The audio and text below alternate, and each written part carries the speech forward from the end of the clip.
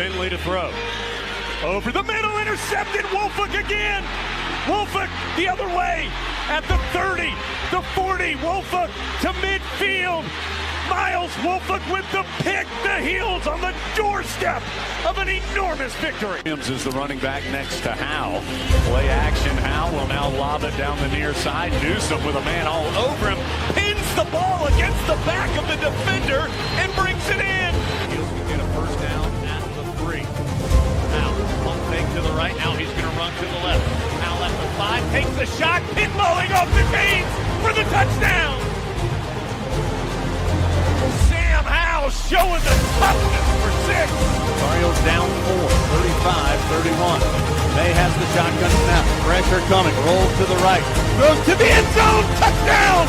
Touchdown, Antoine Green! 16 seconds to go. No flag. Snapping it off the 8-yard line. May pulls it. Tries to roll it apart. Oh, now he's going to throw it and score! Christian May throws it to Payson in the end zone for the touchdown. They are throwing it left hand. Was walking out on the run and threw it left-handed. Nard fields it at the 26. Heading to the far side. Gio at the 35. Gio, he's at the 50. No, he's not. Yes, he is. Gio is going to take it for a touchdown. Are you kidding me?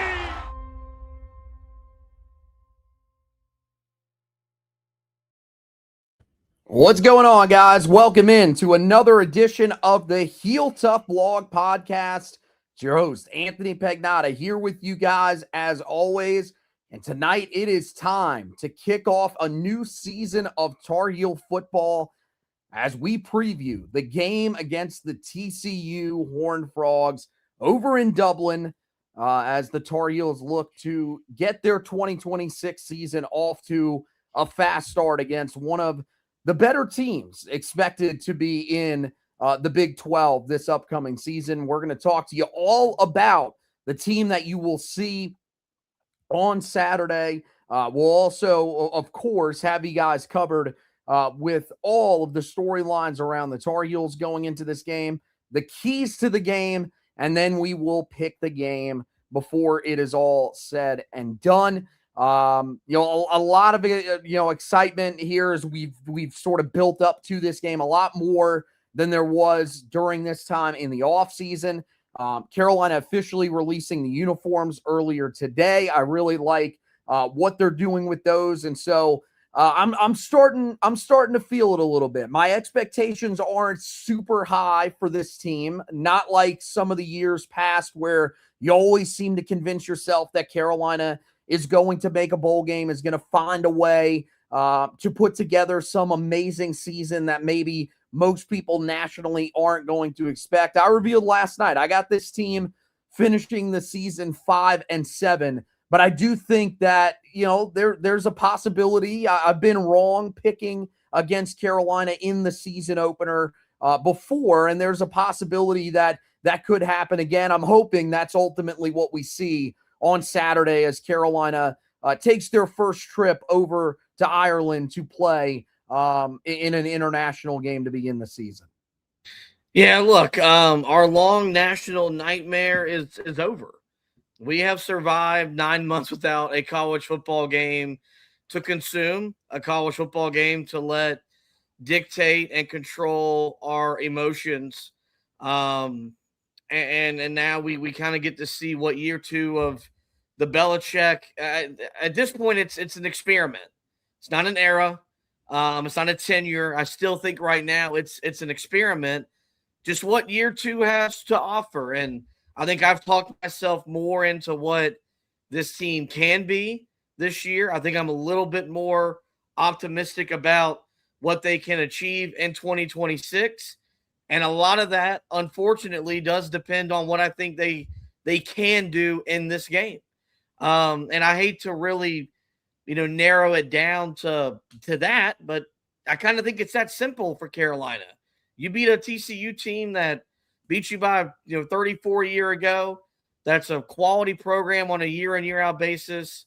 it'll just give you something that we never really got last year, which was something to really be overly excited about and something that we could really build off and have legitimate momentum around Carolina football. Excited to be in this Aer Lingus Classic. Excited to have Carolina football on this stage. Saw the uniform as well.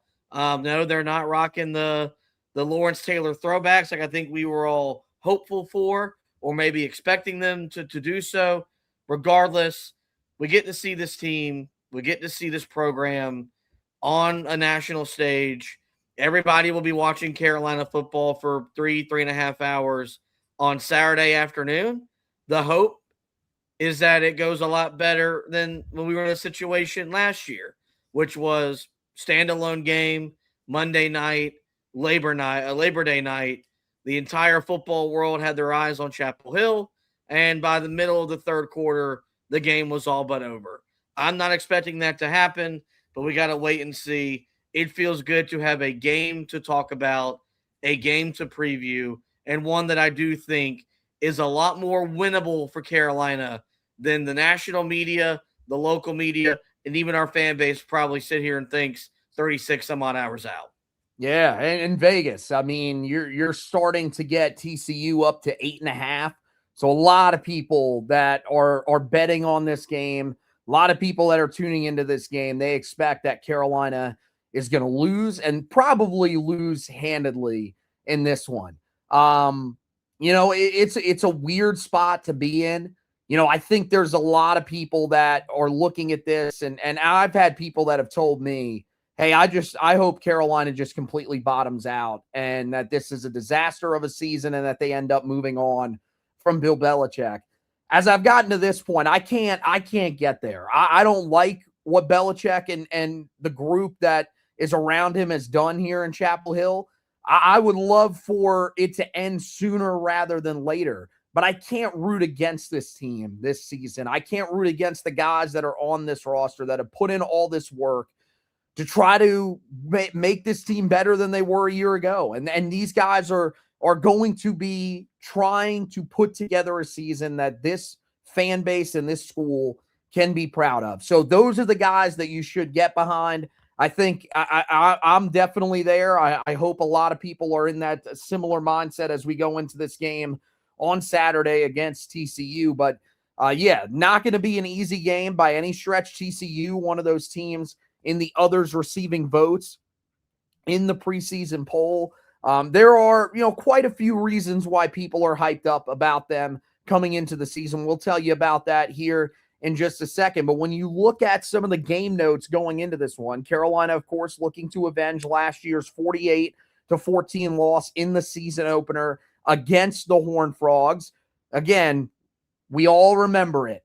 What an unbelievable environment it was for Carolina last year, Labor Day night on a Monday. It was just fantastic pregame. There was so much buzz. College Game Day was there on field doing, a preview before the game. And you could just feel all the attention was on Carolina coming into that game. You get that first drive and we're feeling like, man, this is going to go how we thought it could go. This could be really exciting. Maybe it wasn't going to be perfect, but man, this could really be something that we are excited to watch every single week. And then it quickly turned on Carolina. They end up losing that game in blowout fashion. You see the backups come in at one point for Carolina. And so this year, I think how much of that sticks in the craw of these guys that are on this roster. I know there's not as much carryover as there is for a lot of other rosters around college football, but I believe there's still enough guys on this roster, especially guys that are leaders, that there will be some guys that are going to be fired up to come out and avenge that loss from last season. The all-time series record, last year's loss was the first time that Carolina had ever lost to TCU. They still hold a 3-1 edge in the series overall. And this is what's interesting. Carolina was not great in season openers, especially against power conference competition for a long, long time. And, until Mac Brown arrived back in Chapel Hill. In the last 7 season openers for Carolina, they are 5-2, including 4-2 against power conference opponents. And one of those wins was a win on the road at Minnesota a couple of years ago. Now, I am not going to compare that Minnesota team to TCU. I believe that TCU has much higher prospects coming into this year. They have much higher expectations around their program than Minnesota did. But TCU, a team that's coming off back-to-back 9-win seasons. I don't remember if that was the exact same stat for PJ Fleck in Minnesota, but they were a team that had had a lot of success in recent years before that matchup, and that was a true road game. Carolina had to go on the road to beat them. This one is going to be a neutral site game. So Carolina has fared better in these openers in recent years. Maybe that is something that pays off in this one for Carolina. Reason why this game is important, and we're going to talk a little bit more about it when we talk about the storylines. The loser of the Aer Lingus Classic since 2022, since it came back after it was the first one was played in 2016. They didn't have it from 16 to 22, and then it comes back in 2022. And since it's returned, every team that has lost the game has finished either at or below 500 in the last 4 seasons. The team that finished at 500 was Kansas State a year ago. That was a massive disappointment for them because they began the season ranked, if you remember, in that matchup against Iowa State. So really, teams have had just disastrous seasons, with the most notable being Florida State coming in as a top 10 team, completely bottoming out and just having an awful season a few years ago under Mike Norvell. Everything that you need to know about TCU, we talked a little bit about it last night, so won't be too long-winded on this. Returning production, 44% of their offense comes back, which is 100th in the country. 58% on the defensive side of the ball, which is 42nd in the country. 51st or 51% overall, which is 69th in the country. Last year, this was a prolific offense for TCU. We got a taste of that in that first game of the season. Team averaged 30.7 points per game, which is a little bit lower than you would probably expect. But they did throw for 290.1 yards per game, 131.4 yards rushing for this team last season, 421.5 total yards of offense per game. So not mind-blowing statistics, but still pretty good passing game with Josh Hoover and an offense that finished well above where Carolina was in terms of total offense per game. They have a new offensive coordinator. Gordon Samus comes over and takes over for Kendall Briles, who is now at South Carolina. He is going to switch up play styles as he comes over from UConn. He runs more of a pro-style wide zone offense. So that's going to be interesting to see if maybe they are a little bit more of a methodical team than they were a year ago, how exactly the offense is going to look when they take the field. Last year, really good offense for Connecticut. 35.3 points per game, 284.4 passing yards per game. So you'd imagine they're still going to want to throw the ball a pretty decent amount. 160.8 rushing yards per game and 445.2 total yards per game. Now, not facing nearly the schedule that TCU is going to face this year, but still pretty prolific offense. Oh, by the way, he had a quarterback last year that he helped throw for 28 touchdowns and just 1 interception. That is not bad by any stretch of the imagination. His quarterback will be Jaden Craig, who transfers in from Harvard, completed 60.9% of his passes in his career at Harvard for 6,074 yards, 52 touchdowns, 12 interceptions, 150 carries in his career for 194 yards and 11 touchdowns. So not a guy that's going to run often, but is a guy that will use his legs in the red zone and will eventually find the end zone. One thing that is interesting, I saw this earlier today. Jordan Reed was talking a little bit about this game, and he said that Jaden Craig is the guy he's most intrigued to watch. Has him as a mid-round quarterback prospect at this point. That would show you that there is some belief that Jaden Craig can be a pretty good quarterback at this level, even though he is coming up from the FCS level. So you never know. It could be something that throws him off a little bit out of the gate, but there is a lot of belief that he is going to be pretty successful. Jeremy Payne comes back at running back. They're going to have to be much better at running the football than they were a year ago, or at least hope to be much better than they were at running the football a year ago. He did have 110 carries for 623 yards. That is 5.7 yards a carry. That is pretty productive.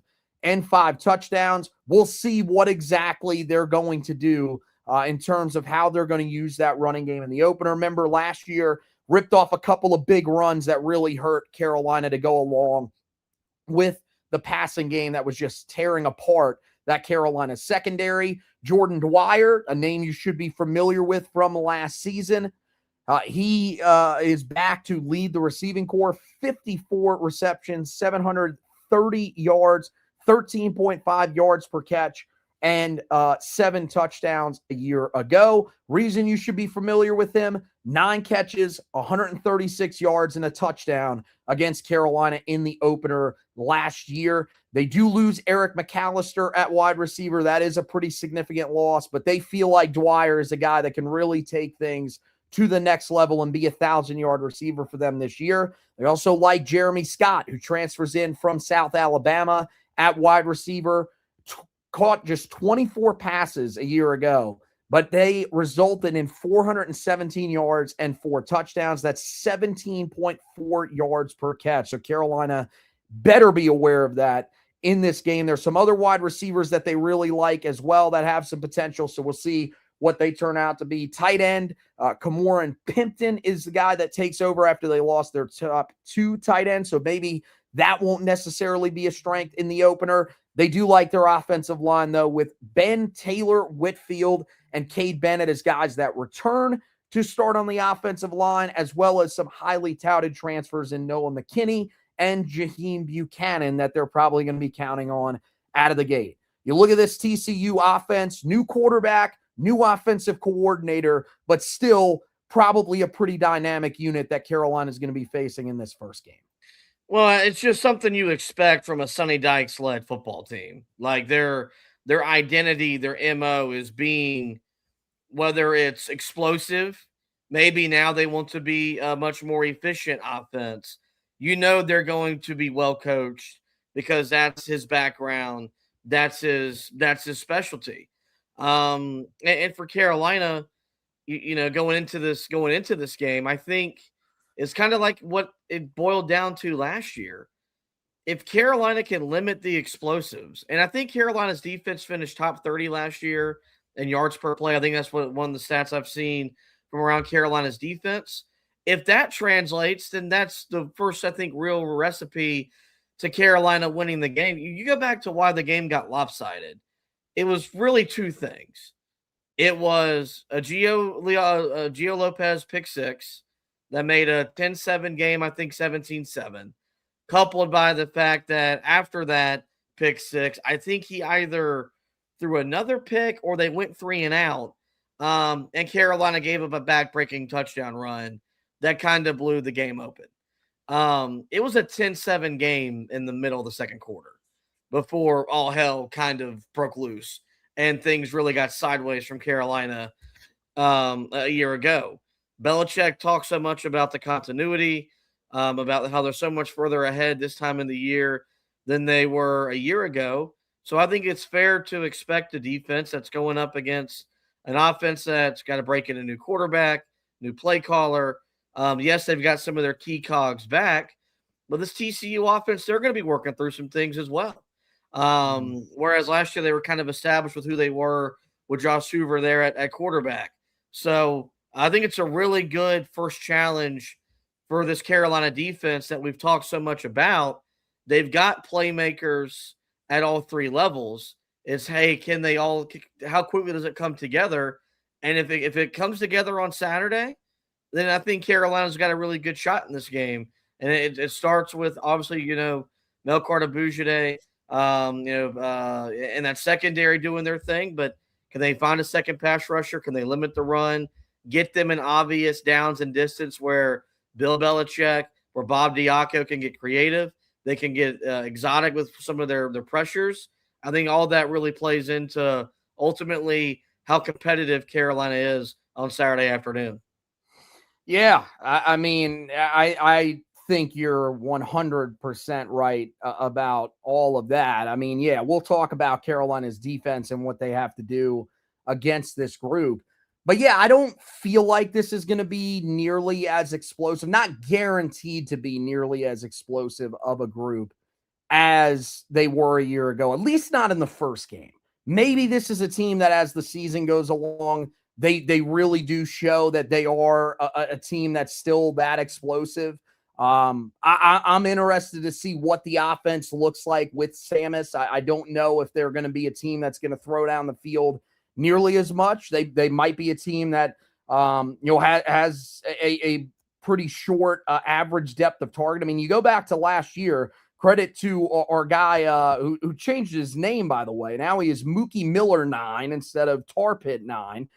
He is saying the average depth of target for Joe Fagnano, who was their quarterback last year at UConn, pretty short, 7.6 yards per attempt. That is, one of the shorter marks in college football. So yes, that is a group that probably relied on a lot of yards after the catch a year ago. Now, I will say there were some teams that were able to carve up Carolina at certain times last year with the short passing game, with the behind the line of scrimmage passing game, because Carolina could not tackle at certain points last year. There were certain guys that struggled.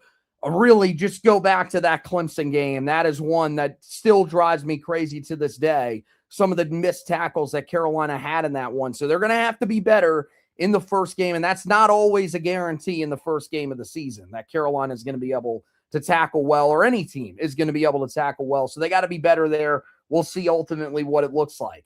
Defensively for TCU, this is a group that, as we said, returns a decent amount of guys from a year ago. Andy Avalos, the defensive coordinator, is back for them this season. They allowed 25.3 points per game last season, which is, all right. Not great in terms of the points per game, because they were a team that actually did a pretty good job of limiting the yards per play a year ago, just 5.5 yards per play for teams. But they did allow a decent amount of points with that.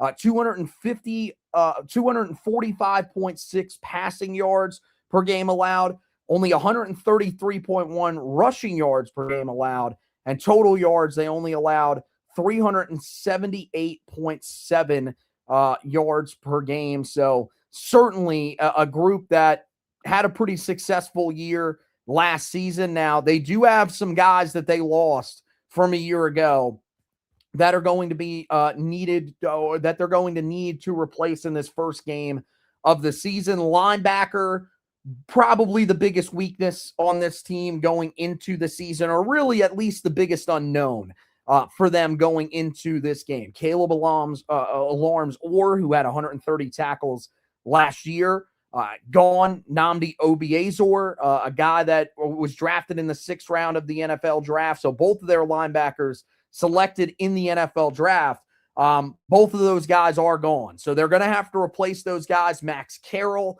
is a guy that has been there in their system for a while. They're hoping that he takes a giant leap forward this season for them. And then you've got Michael Short. That's a name that you should remember if you're a Tar Heel fan. He was on the roster a few years ago, played as a rotational linebacker, eventually went on to play at Virginia Tech last year. He comes in. Not sure that I expect him to be one of the better linebackers for TCU this upcoming season, but certainly I think it's going to be someone of interest to watch for Carolina to see if he's a guy that stands out, because he was at one time on your roster. Really, the strength of TCU is going to be up front. They are loaded up there from the group that was there a year ago. Marcus Deal and Ansel Din Mba are going to be the guys on the interior that will be able to stop the run for them this year. They were a big part of why they were able to stop the run a year ago. Zach Chapman, Paul Owale is the guy that is the tandem that is back for them this year. So, I think this is going to be a pretty productive group. Now, the thing is that they are not a team that got a lot of pass rush on the quarterback a year ago. Oyewale was a guy that started for them last season, did have 7 tackles for loss, but only 2 sacks. So not a lot of pressure on the quarterback from him. Zachary Chapman last season, 3 tackles for loss and 1.5 sacks. So that could be an area where if Carolina can protect the quarterback, and they should be able to against this group, maybe they can find a way to move the ball down the field through the passing game. But their strength is what we are hoping Carolina's strength is going to be. They're going to be able to stop the run at a high rate. We hope that Carolina is going to be able to run the ball at a high rate in this game. So we'll see whether or not a guy like Billy Edwards, who did throw for 261 yards per game at Maryland, is able to take advantage of it. Jameel Johnson on the back end of their defense, the star of this defense, had an amazing season last year, was an all Big 12 selection, had 96 total tackles, 5 interceptions. So a guy that can really do it all, can create turnovers. That's certainly something that should make Tar Heel fans a little bit nervous going into this game. Their other starting safety, though, is a guy that hasn't really necessarily played that much. That's going to be Jordan Lester. The reason that's going to be the case is because their projected starter there for most of the offseason, Jacob Fields, no longer with the team after a reported assault in the locker room. That has led to some off-the-field stuff that we can talk about here in a minute for TCU. The corners need to be better for TCU than they were last year. A really rough season for TCU's corners a year ago. The reason why they gave up a pretty decent amount of passing yards, they were ranked 14th out of 16 teams in the Big 12 last season. But they do really like a young sophomore in Gil Jackson Jr. They think he's somebody who could become a star for them at the cornerback position. When you look at this defense for TCU, should provide a decent challenge for Carolina, especially at the line of scrimmage in this first game.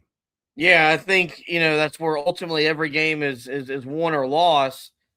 But this is a team that's gonna they're gonna sell out. They're gonna want to take away the run. And what do we think Carolina's run their game plan going into the game is going to be? They're going to want to establish the run game with Benjamin Hall and Damon June there at running back. I think, when you look at them, you mentioned the questions that exist at linebacker. And I think this is where having a veteran savvy play caller and a guy like Bobby Petrino really could come in handy, because I would imagine he's going to put those guys in some early conflicts and really see what are they capable of doing, what are they not capable of doing. Like, I think you'll see a lot of like Tretch Kekauna over there in the slot. Can you get him matched up along those linebackers and find out, can they run with him down the football field or not? Can they make plays in space? You talk about tackling. Usually you're not at your best form in the opener because of how little they tackle nowadays in fall camp. Can you get those guys in space and maybe make them make mistakes or two? So I think, I feel so much better about Carolina's offense being able to attack a defense that's got the pieces that this defense has, in large part because you got a better quarterback, even though I don't long-term believe in Billy Edwards Jr., and you got a better play caller. I believe in Bobby Petrino. I think we're going to win games, and not even the games that we lose or win that we lose will be more competitive, because he knows what he's doing. He's making adjustments on the fly, so on and so forth. I still think Carolina would want to limit possessions, but if they can be efficient and maximize their possessions in ways they couldn't do last year against TCU in the opener, that goes a long way to this being a one-possession game deep into the second half. So I don't expect this game to be a shootout. I don't think Carolina's offense is going to come up here and put a 40-burger up, but I do think it's fair to expect them to be a lot more competitive and be able to move the ball consistently than they did last year against this Horned Frog defense. Yeah, I mean, if they've made progress offensively, which it feels like everybody that's talking about where this offense is at believes that they are much better than they were a year ago, then they should be able to take advantage of a team that can't rush the passer all that well and a team that has a questionable secondary. Those linebackers, yeah, we're going to figure out how good they are. Yeah, let's test them with Thurman. Let's test them with even Carson Sneed. Trech Kekauna. Just attack the middle of the field. I think that's going to be an area where Carolina might be able to take advantage. Now, you got to be smart about it because Jameel Johnson is a guy that can create turnovers, and that's one thing that could hurt. Carolina could be moving the ball fine, and turnovers start to become an issue, and that's ultimately what cost you the game. So you got to be careful with that. But you go back, yeah, they're hyping up Gil Jackson in the preseason. I went back and looked at his stats last year. He wasn't awful, but he wasn't great. If that's the guy that they're boasting about, then yeah, hopefully that is a guy that you're able to take advantage of in this game. We'll see ultimately what Carolina is able to do. I don't think this is as good of a defense as Carolina faced last year. Do I think that it's a terrible defense that they're facing? No, but I think there are some areas that Carolina should be able to take advantage of if Carolina and this offense are up to the task. Special teams, Kyle Lemmerman takes back the kicker duties after being injured in 2025. He started the opener, played one other game, and then got injured, missed the rest of the season. John Hoyette Chance comes in at punter. Thing that's really interesting about him, the most active punter in college football last year. Punted the most times at 66, had the most yards punting at over 3,000, and averaged 47.3 yards per punt at Louisiana Tech. So he is someone that clearly they view as a weapon coming into this season. Return games, really pretty similar to Carolina, although they do return the guys that handled the bulk of the return duties a year ago. Just really unimpressive. Nothing that's going to blow you away from Major Everhart returning kicks, Jordan Dwyer returning punts. We get to the Tar Heel storylines for this first game.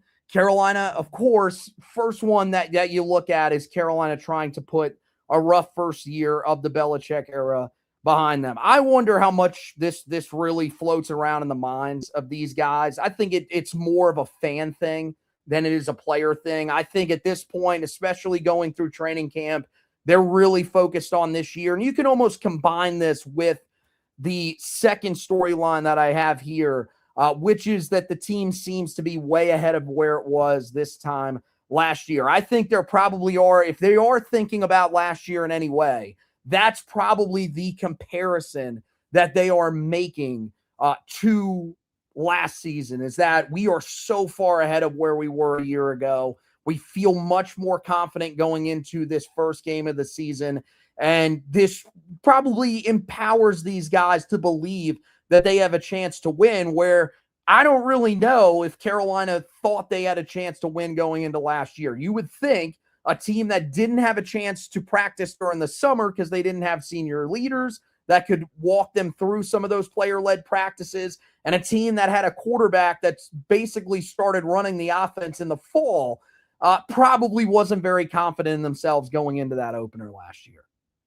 Yeah, I really do believe that Belichick can establish a culture where they don't hear a lot of the crap. Because if they are, then this thing would have, I think, really fallen apart in a major way last year, where it felt like this team kind of came together after that California game and really took some steps forward. There's no doubt they're in a better place than they were a year ago, and it's because he's got a year. And when you see these college coaches or these NFL coaches that go to college, it is a different world. It is a different environment. The game is played completely different. Like, we're about to see how Michael Malone makes the transition from the NBA to college basketball. Here's the thing. Basketball is basketball. Like, a lot of the actions, a lot of your sets that you run and that you kind of see it at the college level, you'll see it in the NBA level. The Spain action, no matter what it is. Man, in college, the hash marks are different. You don't huddle. The clock is different. Like, it's a completely different game on the field. And then off the field, you have so much to answer to other than an owner that you never stop. You never have a chance to take a deep breath. And for Belichick, it was like once one thing went negative, it felt like everything just kind of snowballed. So I do think the culture seems better. That was a different vibe I got at ACC Media Days. You were there with me as well. That was a group that, do we know how good we're going to be? No, we don't. I think it's a much more together group, and it's a group that's ready to play with some pride and go out there and compete for their head coach in ways that maybe last year they weren't able to do. And I look all that and say I do think they are poised to really put last year behind them. And if we can look back at 5 years from now and talk about the Bill Belichick era, I think it starts with this year. I think it really starts with this game. And it could be a game that Carolina loses, but it could be a game that Carolina loses, let's say 34-28 in overtime. And you know that, hey, they're on the verge of becoming a team to reckon with week in, week out. And so I'm excited to see these guys compete. I know these guys are ready to compete. And I do think now that the spotlight isn't on them, they're kind of flying under the radar. There's not a whole lot expected out of them. Maybe we could see this team, show up and surprise some people. And hopefully that starts on Saturday. Yeah, I think they're going to be in a much better headspace. One, I think, and we can transition into talking about the offense here, which is my third storyline for the Tar Heels. I think they've got more confidence in their offensive coordinator than they do a year ago. I mean, when you got the track record that Bobby Petrino has, and the thing is that there are other hires of guys around college football that have track records. Take Chad Morris, for example, at Clemson. The last successful offense that he ran was 2019.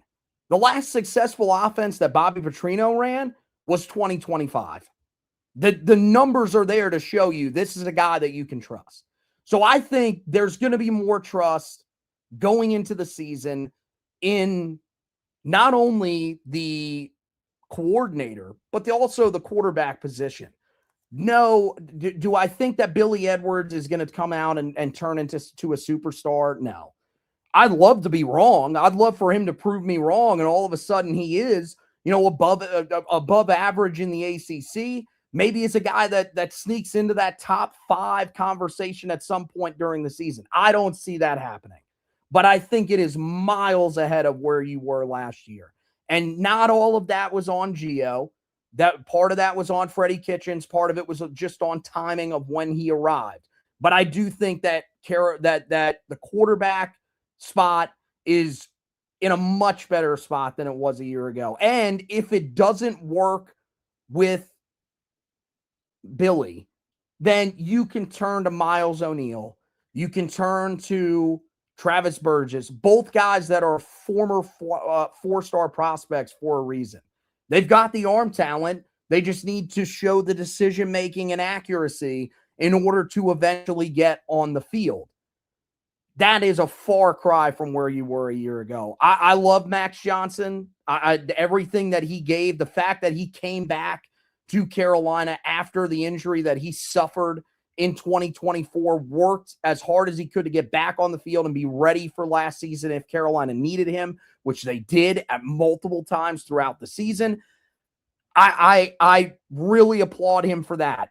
He was way too similar, way too limited to be a guy that was going to be super effective a year ago. These guys, if you're throwing Miles O'Neill, if you're throwing Travis Burgess into the game, they are almost polar opposites of what you're getting from Billy Edwards Jr. They're going to be guys that are going to challenge downfield. They're going to be guys that are going to be able to extend what you do offensively. But Billy is what you need in this opener. So I think that's something that should have you feeling good. Yes, we feel good about the backfield. The skill position talent, I think, is better than a year ago. You've got better athletes that are going to be able to make things happen with the ball in their hands, something that I don't think you necessarily had last season. But the main thing is you've got an offensive coordinator that you've got a lot of trust in, and you've got a quarterback that you have more trust in than you did a year ago. And I think that's something that's going to show up on the field on Saturday against TCU. Look, in the NFL, you can scheme around limitations at the quarterback spot. You can build championship rosters with middle of the road quarterback play. In college, I mean, outside of when Georgia was winning back-to-back titles with Stetson Bennett, typically you got to have a difference maker at that position. Typically, and even Bama, maybe outside of when Jake Coker won them a national championship, you had difference makers with even those Saban teams. You didn't have that with Gio Lopez at the power conference level and Freddie Kitchens' offense a year ago. And I think, you know, we try to figure out Carolina's sense of urgency and how determined is Belichick to get this thing built up. If he didn't have any sense of urgency, does he revamp the quarterback room the way that he revamped it? Bringing in the guys that he did? Bringing in at 1.3 transfers along with Travis Burgess?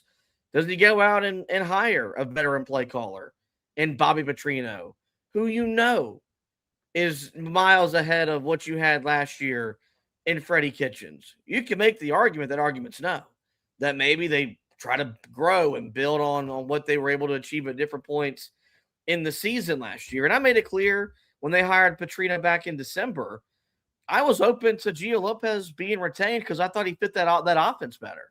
And you could have seen the Gio Lopez at South Alabama show up in Bobby Petrino's offense. I don't like Billy Edwards Jr. long-term for Carolina's quarterback spot. It's an upgrade of where you were a year ago.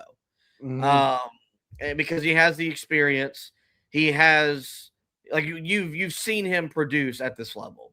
You've seen him put up numbers that you need to put up on a week in, week out basis. And look, your running back room, Benjamin Hall, is reconfigured his body.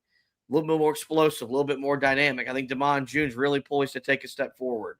You added to that wide receiver room. You've got a trio of tight ends that, when they're all healthy, are all unique and can impact the game in a lot of different ways. So, yeah, I think Carolina can look like a modern college day offense that can do the types of things that you expect an offense to do at the power conference level. Are we going to get the quarterback play of a Sam Howell, of a Drake May? No, we're not. It's not fair to hold someone to that standard because those are the two best. But could you get something maybe similar to what you got at different points in time under Larry Fedora, where it was just kind of efficient quarterback play? I think you can get something out of that because of what Petrino's going to do at that position and the weapons he has at his disposal at the skill position groups. And if Carolina is where they're capable of being offensively, and the defense doesn't take a step back, they won 4 games a year ago with an offense that was that anemic. If they take this step forward that they're capable of, then I believe there's the talent there to take the step forward. And the defense is baseline what it was a year ago. This team's going to be better and a lot more fun to watch. Yeah, and that's the main thing we're asking, especially in this first game. Like, if you lose, I don't think you're going to have people that are going to say, well, that's the season, I'm tuning out, unless you get blown out. As long as you're competitive in this game, then you're going to have a chance to keep people around to see what this actually ends up looking like this year. Because, yeah, these are difficult opponents out of the gate. We went through the schedule last night. It is incredibly difficult to begin the season. But if you give people a reason to stick around where, there are signs of the offense actually being able to do something, the defense builds off of what they did last year, then yeah, people are going to stick around. I think, yeah, Billy is no doubt better than what you had a year ago. I think that Bobby Petrino, I trust him to mold an offense around Billy Edwards Jr. more than I trusted Freddie Kitchens to mold an offense around Gio Lopez. He didn't mold an offense around Gio Lopez. He said, this is my offense, figure it out and find a way to be successful in it or we're going to suck. And that was exactly what ended up happening. Billy Edwards Jr., I don't think that's going to be the way things are going to run. They're going to lean on what Billy's strengths were at Maryland. Now, again, a lot of it is going to involve the skill position players making plays after they catch the football. But I trust a guy like Trech Kekauna to be able to do that. CJ Sadler, if we see him on the field as a true freshman, that's another guy that you feel like can do some of those types of things. And then, yeah, the backfield, maybe I'm buying into the hype too much. But I said it when we were talking about this group the other night. And I talked about how I think they're a team that finishes top 5 in the league in rushing. I do believe that Benjamin Hall has really taken that much of a step.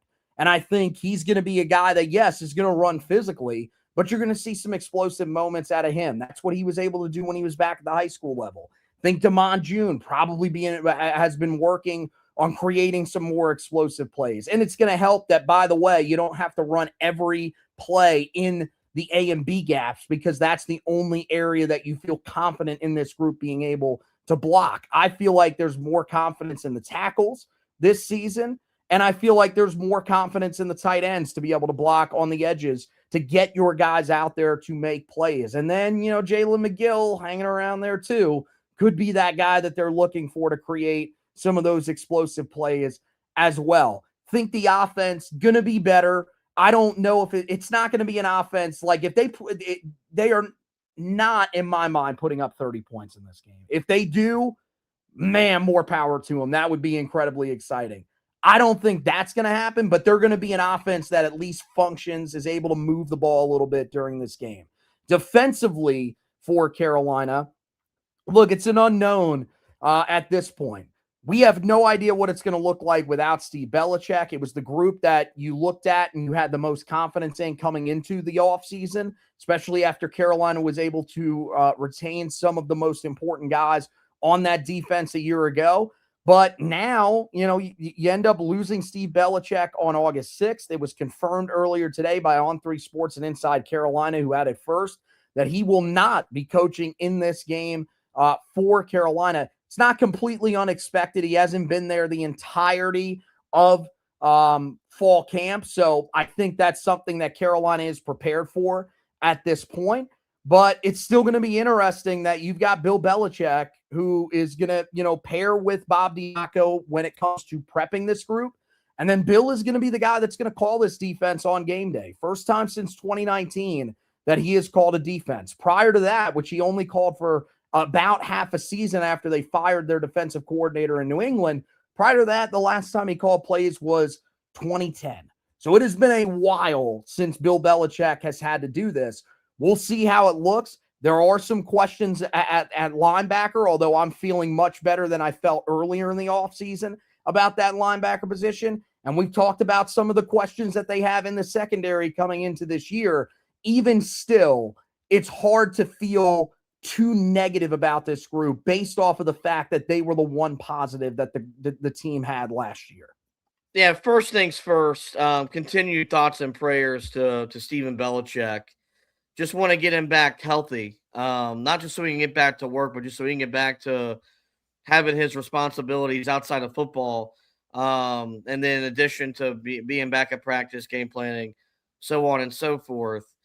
Belichick tells us all the time the defensive side of the ball is collaborative. So I think the real concern is how does he handle having to call a defense if TCU does play with tempo. TCU does try to do some things that, he's probably not traditionally prepared for, because the NFL, you got 40 seconds between plays. Usually it takes the full 40 seconds. You can get the play call in and still be in their ear. I think up until 15 seconds. I think that's when the audio does go out with the guy that does have the green dot. I think for this, it's, do your stars show up in the way that, can we have a big game from Elkhart right out of the gate? Can you get plays in that secondary that we feel really confident in? But can those other guys that we have questions about, like, can Jalen Harvey step up and provide a second pass rush? Can Peyton Sealman, Derek McDonald, do what we need them to do with that linebacker spot? Can Trey Miller, because I think that's the guy that TCU is going to identify in their game plan. Can he hold his own?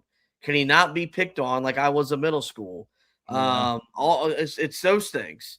And if Carolina can do that and negate that, then I think they got a shot. I think, they want to just keep everything in front of them. They want to just keep the ball short, rally to it, tackle well, all the fundamental stuff. Not have the plays that they had last year that were ultimately so backbreaking and led to the blowout. So I think it helps. You're going up against an offense that's going to be working through some things of their own, while our defense is working some things of their own.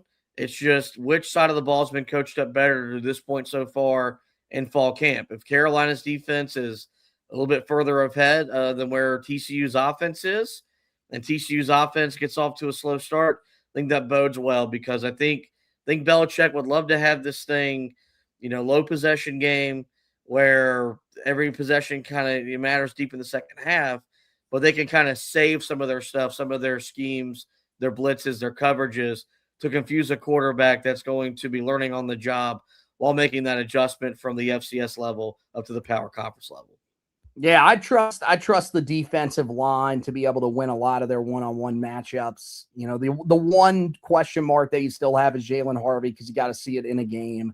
But everything that we've heard, the explosiveness that he has, you feel like that's something that could translate in this game for him. And then, you got Donovan Hoylett that you can also turn to at certain points during this game if you need to, and try to experiment and see if he's a guy that could factor in as well. You've got multiple options, where it felt like last year, opposite of Milcart, you kind of had a Hail Mary without Price Yates. If they had Price Yates, it would have all been a little bit different. But without him, it was Tyler Thompson that had shined a little bit during fall camp, and that was pretty much it. This year, I feel a little bit better about where that group is heading into the opener in terms of guys that they can throw out there at that edge rusher position. Going to be playing a lot of snaps on the interior of the defensive line. We'll see how those guys adjust to that, but I feel good in game one that they'll be fine, and I like both those guys. Linebacker, I'm as I said, I'm more encouraged with every passing day, it feels like, with that linebacker group, where it feels like a lot of people, the issues or concerns that they had at one point with this group continue to sort of be erased. There is a motivation factor there, I think, for both guys, but especially Derek McDonald, to come out and prove that he's a guy that's worthy of playing at this level, still playing at this level. So I think he's going to come out with his hair on fire. Peyton Sealman, incredibly productive last season. I think that'll carry over here to Carolina, at least in some capacity. The secondary is where you're a little bit nervous. Mainly, as you said, Trey Miller, because you look at the way that TCU identified a weakness a year ago. And I get it. Kendall Briles is not their offensive coordinator, but they identified a weakness a year ago and were really able to take advantage of it over and over again. Are they going to be able to do the same thing in this game? Because I trust Jaden Patterson more than just about anybody. If he's matched up with Jordan Dwyer a lot, then Carolina's probably going to be in a decent spot. But I did mention they have another receiver that averaged over 17 yards per catch at his previous stop. And there will be moments, because Patterson is not a guy that's going to follow the best receiver, that you are going to have Dwyer matched up on Trey Miller. Can he hold his own? Can he get some help from the safeties over the top? With guys like Peyton Waters, who, should play a pretty significant amount. If Coleman Bryson gets on the field, if Ade Willie gets on the field for Carolina at that safety spot opposite of Greg Smith, are they able to help? I think those are the areas that I'm concerned about, are those two spots. But everywhere else, I like Greg Smith coming in. We'll see again, another guy that's going to be a full-time starter for the first time, so we'll see if it translates. Caleb Cost, he'll probably be motivated to rebound from what wasn't a great game against TCU a year ago. So I think that'll be interesting to watch. But my main thing is how does it look with the play calling from Bill Belichick? Is he someone that can really just slide right back into this? And because of his knowledge of football, the history that he has as a defensive mind, is it really going to click that well for Carolina right out of the gate? That's going to be something to watch in this one. We already talked about the fifth storyline to this game. I put down how important is this game for the direction of the 2026 season. It feels pretty important for me. I do have Carolina turning it around at the end of the year, but it feels like if Carolina is going to make a bowl game, I think we can say this. If Carolina is going to make a bowl game, it feels like this is a game that they probably have to win with the rest of the schedule that remains. That's fair. We spend a lot of time this time of the year when talking about the NFL, like roster math, as you're trying to get your roster down to 53. Bowl math, I think, is something for Carolina. You got to find where the wins are. And this is a very difficult schedule. It's not as easy to navigate as it was a year ago. Because you got a handful of games that you look at, and it's fair to just say loss right off the top of your head. Mm-hmm. Notre Dame, Miami, at Clemson, maybe even that home date to Louisville. I think it's fair to, if you want to write those in as losses, well, you count those up, man. That's 4 right off the bat. That only gives you, wiggle room theoretically for 2 more if you want to be a 6-6 football team. I know we live in a world where 5 and 7s now go to bowl games, but you get this one, you have an FCS game in 2 weeks. Well, now you get to 2-0, and now you just have to go 4-6 down the stretch. You don't have to play 500 ball to get to a bowl game. It makes the path so much easier. So, I think they know that internally. Don't know how much they talk about it. I think they know, God, we get this one. We could really, the message that building to 2027 takes a little bit firmer grasp because you are starting to lay the foundation of something, which is something we never really failed to accomplish, it felt like, in his first year. So, I don't want to say that it's going to be a lost season if Carolina does lose on Saturday. I do think the chances of this being a much more positive season, a much more uplifting season, I think that increases by a significant wide margin if Carolina can find a way to outscore TCU on Saturday afternoon. All right, quickly, we're going to get to our keys to the game. Got the predictions coming up here. Key number 1 to this game, and people are going to say you could say this with every game, but I think it's very important in this one. Win the battle of the trenches, especially offensively. I think Carolina, the strength that, as we talked about, the strength of this TCU defense outside of Jameel Johnson at safety is this defensive line. They bring everybody back from a year ago. Even though they weren't the most productive, they were very good against the run last season. This offensive line for Carolina, pretty much a complete mystery. Yes, we like some of the things that we're hearing about certain guys. I'm a guy that's high on Aiden Banfield. You're a guy that's high on Christo Kelly. We feel better about the tackles in Jordan Hall, and then whoever starts at right tackle, whether it's Jaquan McRoy or Aiden Buchanan, than we did earlier on in the offseason. Still, this is the first time that we're seeing this unit together. There are 2 guys that are basically playing their first snaps coming up from the FCS level, and you don't know what you're getting guaranteed at that tackle spot, even though we feel better about it. They've got to be able to control the line of scrimmage, maybe not the entire game, but at the important points of this game. Carolina, I know this was a good TCU run defense a year ago. I feel like they're going to have to be able to run the ball in this game if they're going to win. You don't have to get a ton of yards, but can you get me to 150? Can you have a semblance of a running game? And it could involve Billy Edwards Jr. using his legs. You just have to be able to run the ball, open up that passing game, and as we said, take advantage of the middle of the field where there will be some questions for that TCU team. If they're able to do that, then I think Carolina has a good chance to be able to put up some points in this game and ultimately potentially win this game. Yeah, you said 150. I think if Carolina can get to 125, you probably live with that. The most important thing is can they stay ahead of the chains and keep this thing in manageable down and distance offensively? Yep. Can we live in 3rd and 3? Can we live in 3rd and 4? I think that's where Billy Edwards Jr. is at his best, is when he can manage down and distance and he's not having to consistently work from a 2nd and 12, a 3rd and 7 type of situation, because at that point defenses know you're throwing. They're pinning their ears back. They're just, they're disguising coverages.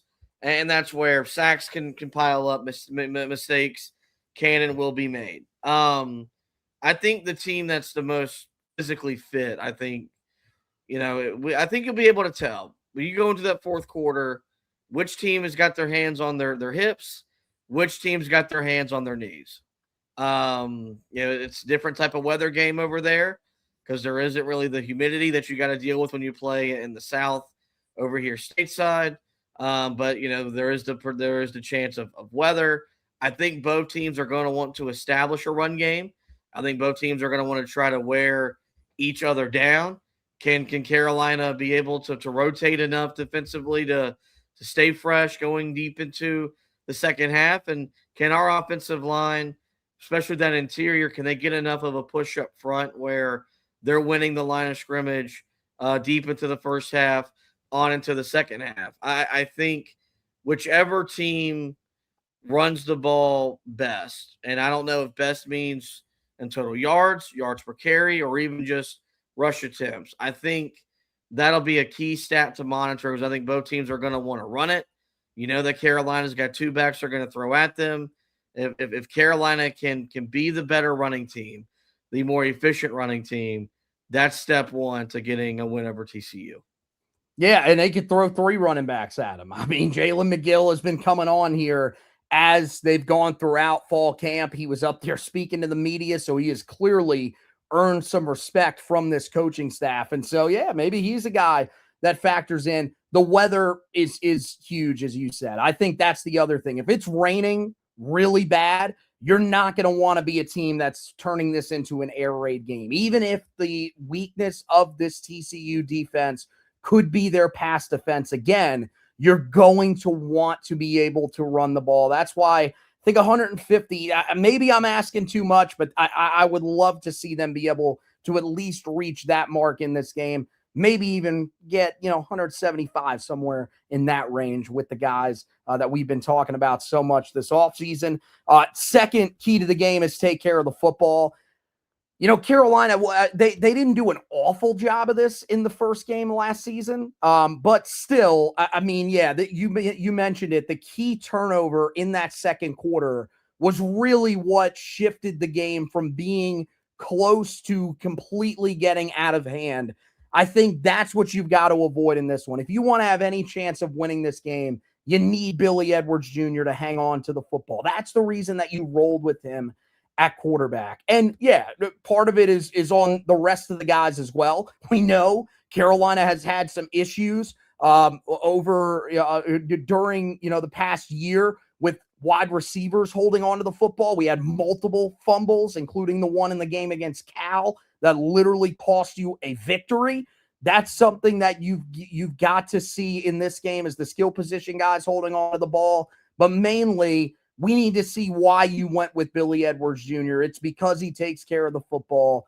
If you can, maybe one turnover I don't think does you in, but if you can find a way to get through this game clean and maybe get a turnover or 2 off of TCU, that could be the difference.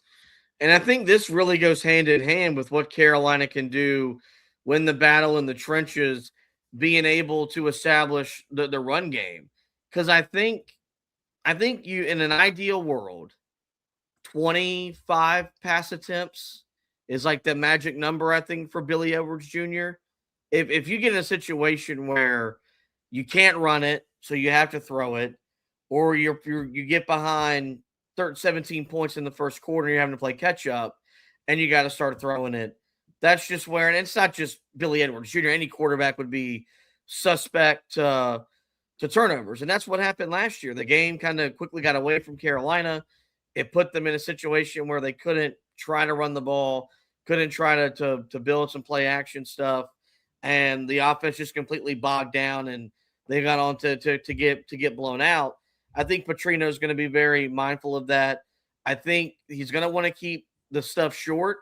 He's going to want to get the ball out of his hands quick, maybe walk those safeties up, get them inside the box, and then hit them with some deep stuff. That's going to be the thing, is that at some point they're going to have to test TCU's defense vertically. They will have to push the football down the field.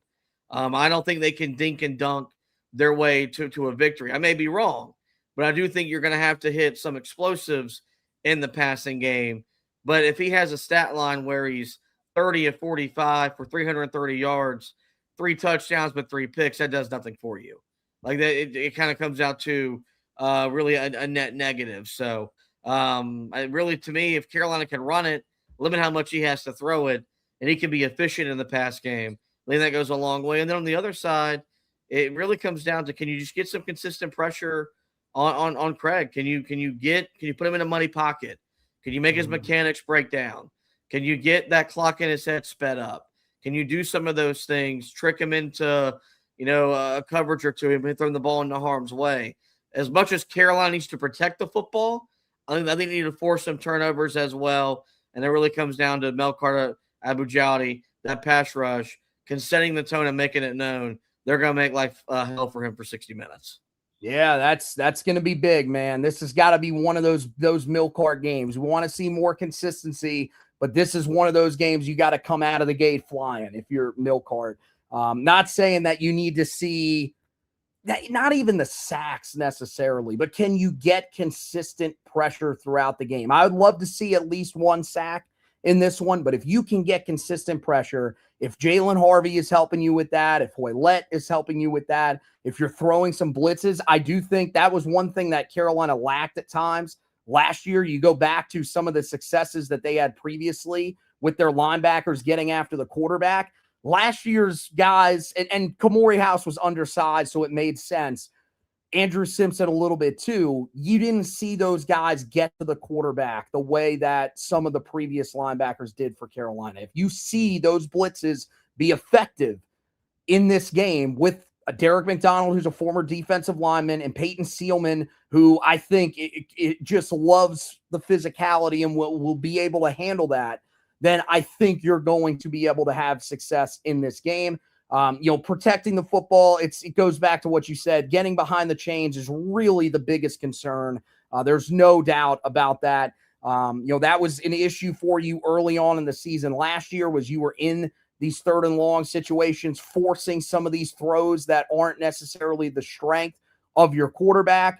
We know that Billy Edwards is a guy that succeeds with a short average depth of target. Best way to be able to succeed is to be in 3rd and short, so that's the area that he can really focus on to pick up those first downs and not have to force it down the field, creating some of those turnover-worthy plays.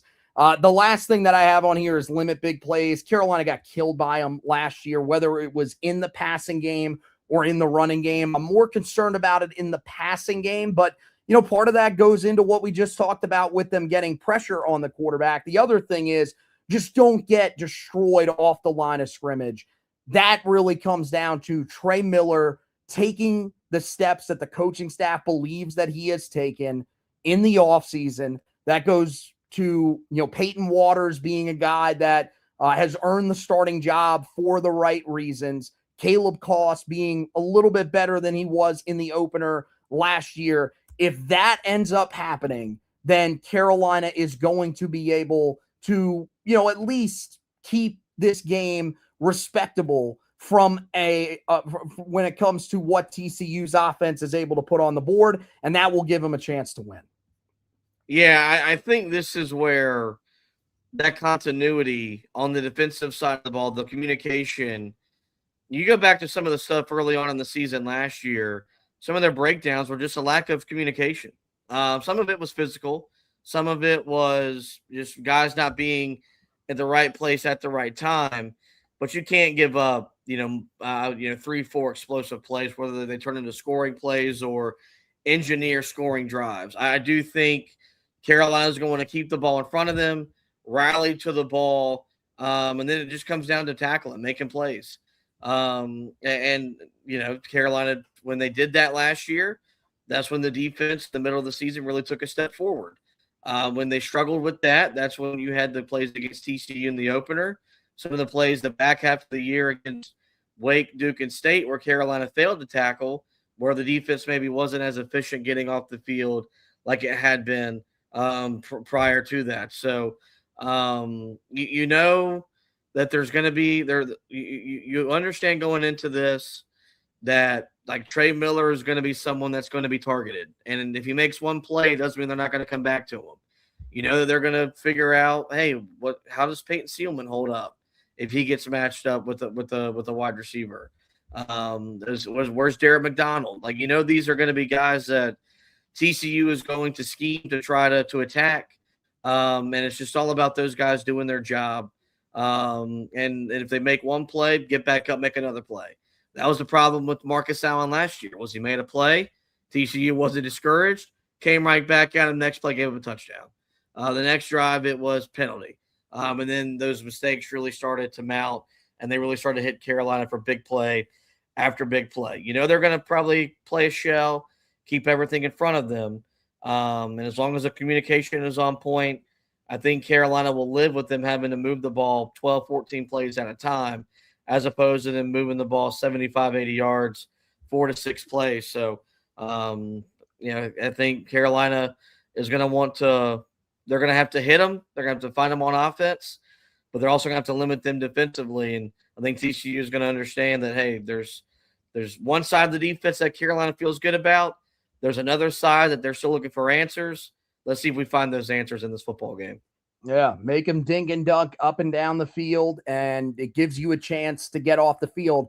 Carolina going to have to find a way to be a little bit better on third down than they were a year ago, but I trust it with this pass rush. I think being a little bit better than a year ago, probably more consistent than a year ago, they might just be able to do that. All right, let's get to our predictions for this game. I'll let you go first here on this one. What do you think happens on Saturday in Dublin? Well, if you missed last night's episode or our episode back on Monday, good news is that you didn't hear what I had to say, and I had already made my prediction known. I've talked myself into Carolina winning this game on Saturday. And I think I saw our guy, Taylor Bipolis, and he tweeted out the same thing. I've seen some stuff from the Tar Pit boys where feels like those that have been a little bit closer to the team, around the team more, and those guys are actually over there in Dublin with the team right now. There's some confidence brewing, too, that, hey, Carolina can win this game. And I think for as much as I loved the attention last year, going into the opener, I love the disrespect going into it this year because it's a lot easier to play that card up as opposed to telling your guys to go out and perform and play at a high level in a situation where that roster was not yet prepared to play in front of that scene that was Kenan Stadium on Labor Day night last year back in 2025. I think Carolina's ability to run it is going to be a big difference. I think they're going to want to control time of possession, sit on the ball, make this a 8 to 10 possession football game. Typically in college football, you got about 12 to 14 possessions. Cut that number almost in half, I think would be tremendous. And I think Carolina will be able to wear them down and make this I want this best case scenario, one possession game, second half. All the pressure's on TCU. There's no pressure on Carolina at that point. At that point, in a lot of people's minds, they would have done their job, but I'm greedy. We're not here for moral victories. I don't want to talk about a close loss. I got the Heels in Dublin 28-24. Yeah, thinking about it, I probably should have I probably should have gone first in this one so that you could make the prediction that you believe they're going to win. I'm doing it for a second year in a row. I said it last year. Now I was way off in terms of the score prediction, but I did think TCU would win the opener last year. I do think TCU ends up winning this opener this year, but again, it's hard to feel like you're going to walk away feeling as bad as you did last year. And I don't think you will. I think Carolina is going to put up a pretty solid performance, especially I think offensively, they will show you some signs that they are going to be competitive in some of these games out of the gate to start the season. There are some games that you look at and you're like, I don't really know how competitive Carolina is going to be, like Notre Dame eventually when you get to that game against Miami. But I do think for the most part, you're going to have confidence in this offense that they can be better than they were last year. I think there will be some moments in this game where you're going to feel like Carolina can win. But I do think that TCU holds just a little bit of an advantage talent-wise. Maybe not even just. They probably do hold the advantage talent-wise going in. I think Carolina is really going to put together a performance that's going to show you that they're at least putting in the best effort. Where in that game last year, you left the game wondering, does this group really care? The fact of the matter was they just weren't prepared. You're going to leave knowing this team was much more prepared this year for this game. It's just a bad matchup for them in the first game of the season. I think Carolina falls 27-21. But I hope I'm dead wrong. And I hope I'm coming back talking on the podcast on Monday, recapping the game over the weekend, and I'm writing about a Tar Heel victory. No matter what happens over there in Dublin, we will have you covered on the website, HeelToughBlog.com. We're going to have the preview article up for you guys tomorrow night. That will be coming out. We will have that in-depth preview for you, looking at Carolina, TCU, the stats from last year. We'll go, more in depth on the keys to the game for Carolina. We'll also have projected starting lineups and all the information that you need to know for the game. But before that comes out, we are going to have our projected depth chart for the first game of the season. That is going to come out in the morning. So make sure that you guys are looking for that on the website, on our social media pages, HeelToughBlog.com, of course, for the website, and then at HeelToughBlog on Twitter,